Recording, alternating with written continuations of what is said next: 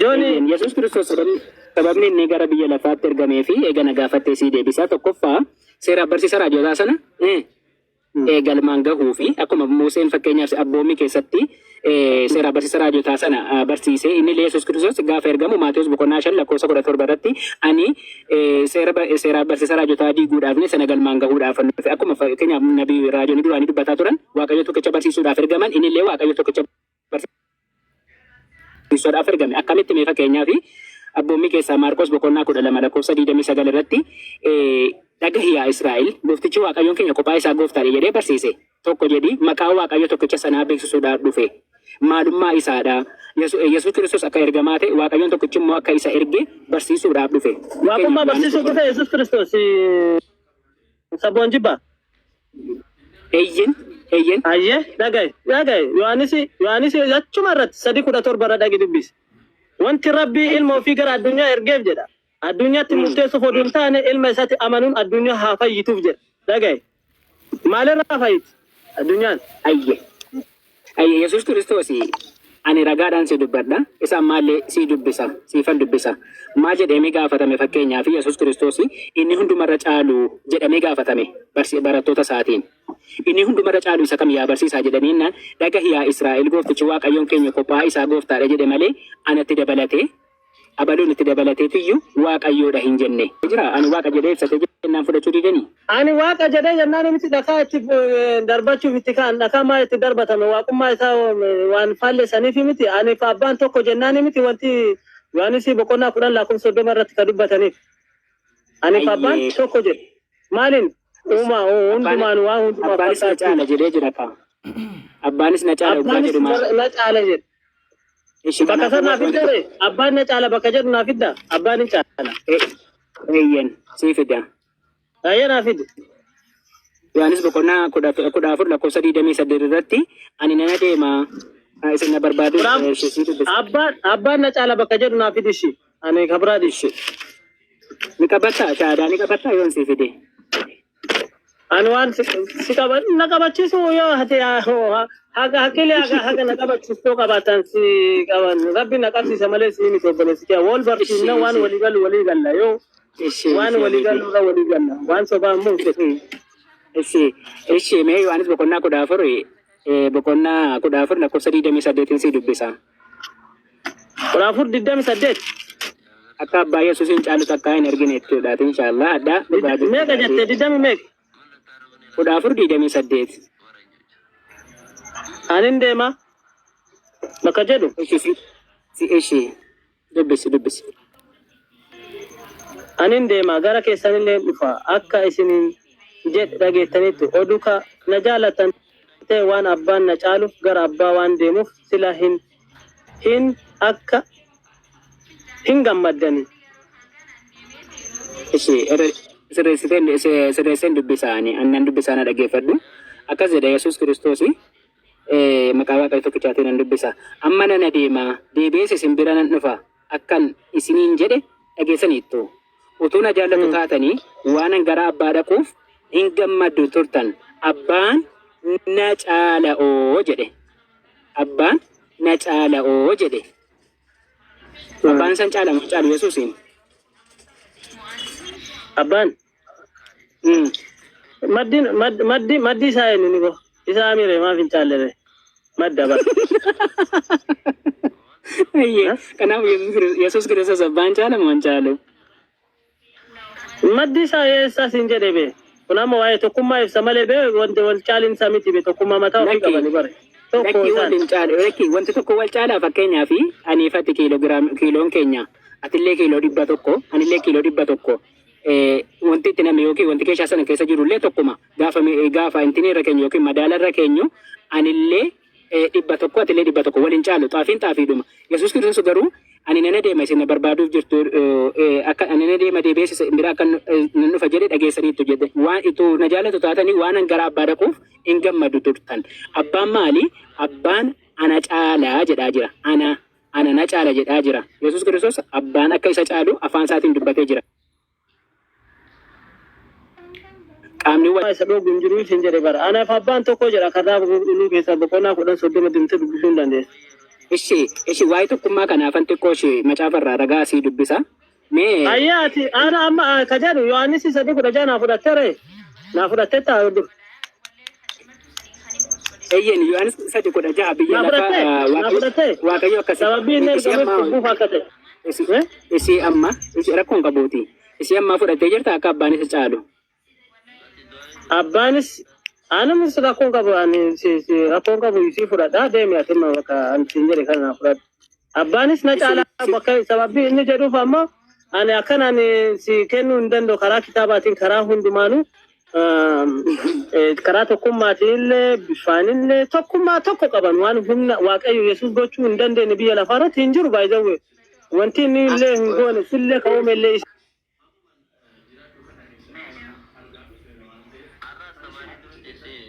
illee ka'ume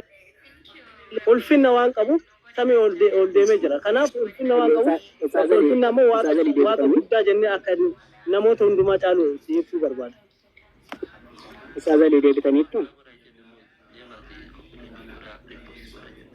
deebee jira abdiidhaaf deebisii jechuu barbaade mana gannu naqa ayyeen caala itti fufaa waan bareedaara jirtan bari ayee kam yaa brother Ali yesuusni dhufa kayyattu akkabati maashaallah baga dhufte abba maashaallah jechi maal jechuudha maashaallah ettoni rabbi si eebbisu jechuudha eenyu sitti hima kana jee an ka jedhu Ali ayee kitaaba boqonnaa Yohaannis boqonnaa 3:16 irratti wanti rabbi addunyaa tana akkanuma jaalate tokkicha ilma ofii kenneef jedha namni isatti amanu maruu akka hin banneef akka jannata galuuf jedha rabbi erga obboleessi kiyyaati akkami naa fudhatamee rabbiin kun isa anaafatillee waaqessaa jiru kana hin beekne malee isuma biraadhaan nanu martinu meetaa numa rabbi si eebbisu jechuu isa dhageessan jee sanitti deebina maashaallah jechuu rabbi si eebbisu jechuun sitti anin kwaadhaami my friend maartaa taalii bannaate annama barii qo'annaa keessa number 1 ani haasaa bichaa miti bir isara dubbi Ali isara dubbi maashaallah nama gaafii aansarii naaf hin ta'u amma atama gara qajeela deema an gaafii si gaafadhe deebinaa deebis waan karaa akka jechuudha miti waan sitti fakkaate waan amantaa akka ta'e akkamatti hin geenye jechuu barbaade jechi ati amma jette hiikni isaadha akkasii miti tole akka hin taanetti fahamtee namoota irraa dhageessite waan namoota irraa dhageessite jechuu barbaade tole abbo Sumaalee walii oola bare Ali dhiifama guddaan Sumaalee walii oola Sumaalee kana siin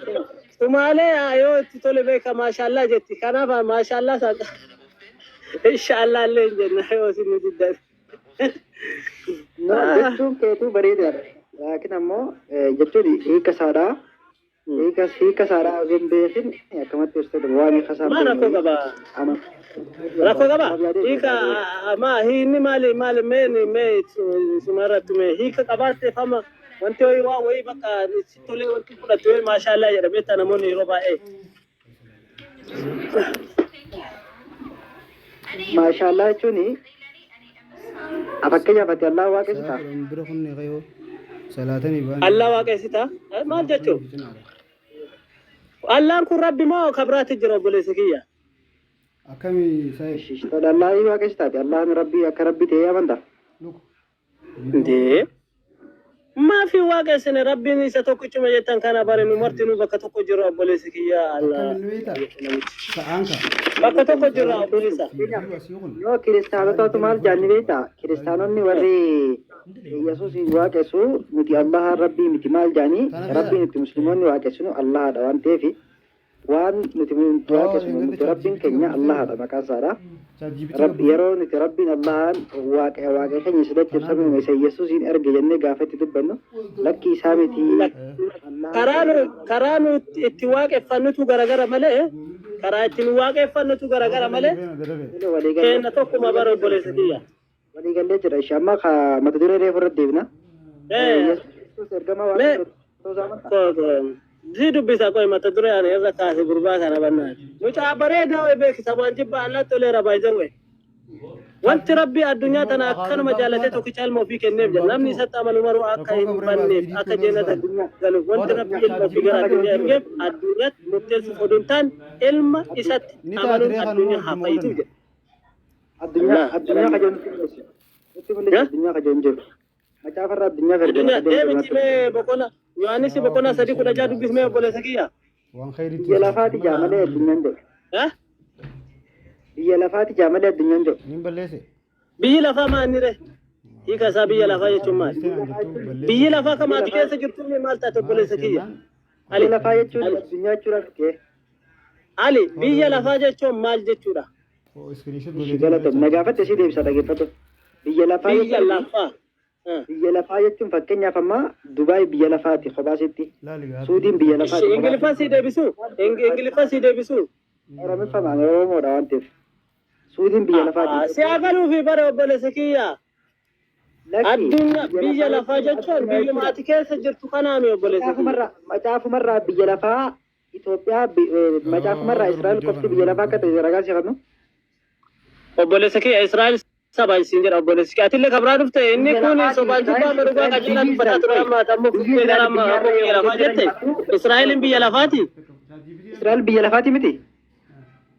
Ayyee Israa'elin biyya lafaa kan jedhu bakka sanaa fidda biyya lafaati. Israa'el biyya lafaa kan jedhu. Eddoo moo naannoo moo biyya moo saba moo akkam? Dhaggeeffadhu. Maqaa Israa'el biyya irraan tana Israa'el Yahudaan irra jiraachuu jirtu. Israa'el biyyi jaamtu biyya lafaati moo biyya lafaati miti? Obboleessa kiyya. Biyya lafaati fi saba siin jedha saba Israa'el jedhama malee biyya Israa'el hin jedhu biyya lafaa Israa'el hin jedhamu. Biyyi sabni Israa'el irra jiraatu sun biyya lafaati moo biyya lafaati? Sabni Israa'el biyya lafaa irra jiraachaa turre? Ila lafti lafa adda maqaa ofii qabdi. Ila Ingiliffaa si galu. Lafti sabni Israa'el irra jiraachaa turre.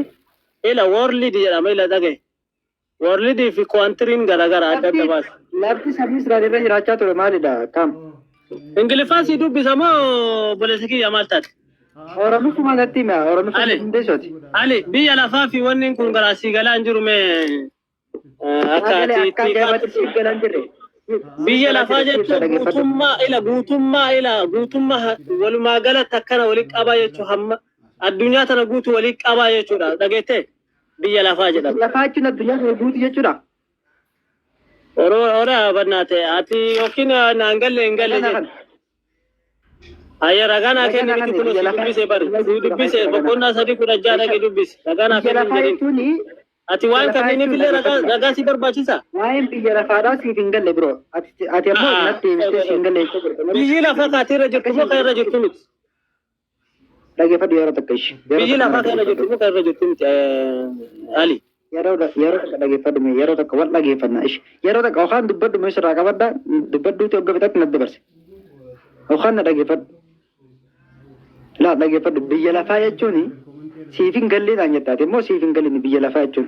biyya lafaa hundumaa hojii dhugaadha biyya lafaa hundumaa jechuu dandeenya biyya lafaa qofa hojii dhugaadha biyya lafaa hundumaa yeroo takka mee miti qabadhu sagaleen jala deemu jira. Biyya lafaa jechuun hojii Yohaannis boqonnaa 3 lakkoofsa 6 irratti maal jee Yesuus Kiristoos afaan isaatiin dubbate biyya lafaa keessaa warra ati anaaf kennitetti anaaf laattetti maqaa kee beekseera isaan kan kee turan ati ammoo isaaniif na kennite jee dubbata ani ofii kootiin hin dhufne inni ani erge jira akkuma ati na ergite isaanis hubatan hojii ati natti kennitellee isaanillee narraa fudhatan narraa qeebalan jee dubbata ani biyya lafaatiif hin kadhadhu jaayee lakkoofsa 9 irra gabbee ani biyya lafaatiif hin kadhadhu warra ati isaaniif na laatte qofaaf hin kadhadha warri waaqayyo isaaf laatte biyya kami biyya lafaa keessaa la biyya lafaa keessaa waaqayyo biyya sabni Israa'el irra jiraachaa ture yeroo sanitti Yohaannis boqonnaa Maatewos boqonnaa 15 lakkoofsa 24tti warra baba achumatti ila fiikin gara biraa kana garanuma fitri baali maal garas fiddaat kana yoo fidda yoo gama warri waaqayyo isaaniif kenne saba Israa'eliif kanneen si jechaa jira. Biyya lafaa keessaa jette biyyi lafaa kun maal inni siin jedha addunyaa miti jette addunyaa miti addunyaa fi biyyi lafaa maal garaagarummaa isaanii biyyi lafaa fi addunyaa garagaraa bakki ila afaan tu loqodatu garagara malee luqanni kun loqoda ila arsiiti obboleessa kiyya afaan gara biraan dhaqin كبران ديمينات لوكو دا غرا براتي غرا برا فيدي اسمن جت لفاتي في بيجي لفاتي الدنيا مال غرا غرا ما سا غلط مشيش وكان غافي سيدي بسا إثيوبيا بيجي لفاتي مو بيجي لفاتي متي بيجي لفاتي دبي بيجي لفاتي مو بيجي لفاتي متي بيجي لفاتي biyya lafaa hundumaa honje addunyaa hundumaa jechuudha moo biyya lafaa qofa honje fakkeenyaaf Itoophiyaa biyya lafaa jechuun hunduma isaanii obboleessa kiyya wanti Dubaay maali jechuun jiru biyyi lafaa biyyuma lafaati wan addunyaa kana wanti jiru hundumtuu biyya lafaa jedhama obboleessa kiyya biyya lafaa hundumaa saba jedhi adda baas saba jedhi adda baas obboleessa kiyya Israa'el saba jedhi biyya baas Israa'el saba jedhi biyya adda baas obboleessa kiyya Israa'el biyya lafaati Israa'el biyya irra jiraachaa jirtu kuni إلا عليه دقي أبو بيتو بارجع جد إلا الدنيا بيجي لفا بيجي ملافات بيجي لفا بيجي ملافات بيجي إسرائيل الرجل رجعت ورت بيجي لفات ما بيجي لفا متي بيجي إسرائيل رجعت جت بيجي كمني أتوس يا أخي بيجي يهودا الرجل رجعت بيجي يهودا سبا مو إسرائيل كوي سبا مو بيجي أقول سكيا إسرائيل بيجي مو سبا إسرائيل سبب بيج مكان إسرائيل جابوا سبب سبب تادا بيجي ما تولي مكان كل سبب مكان إسرائيل رتون كل لبان الماء يعقوب خير جراچا تراني بيجي مو بيجي لفامتي سيجاجر بيجي لفاتي مو بيجي لفامتي خير جراچا تران بيجي لفات بوليسيا an kajedu asin jechu barbad lailon bira jiraachaa turan nage me Oromon saba mo Oromon saba mo biyya lafaati Oromoon saba Oromiyaan ammoo biyya lafaati asa addunyaa jara bare obboleessa keessa addunyaa biyya lafaa garaagarummaan qabani tokko bare Oromoon biyya la dhageeffadhu Oromoon Oromiyaa irra jiraatti mitire Oromoon Oromiyaa irra jiraatti Oromoon saba Oromoon maqaa sabaa yoo ta'u Oromiyaan ammoo maqaa lafaati maqaa sabaati biyyi lafaa moo biyyuma lafaati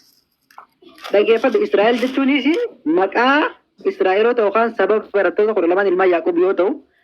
biyyi Yesuus Kiristoos itti ergame biyya lafaa keessaa warri Yesuus Kiristoos itti ergame biyya lafaa kan Israa'eloonni irra jiraachaa turanii jechuudha. Kanaaf Yesuus Kiristoos anaaf osoo hin taane saba Israa'el kudha lamaan san qofaaf ergame. Saba Israa'eliitiif ergame Yesuus Kiristoos. Yes.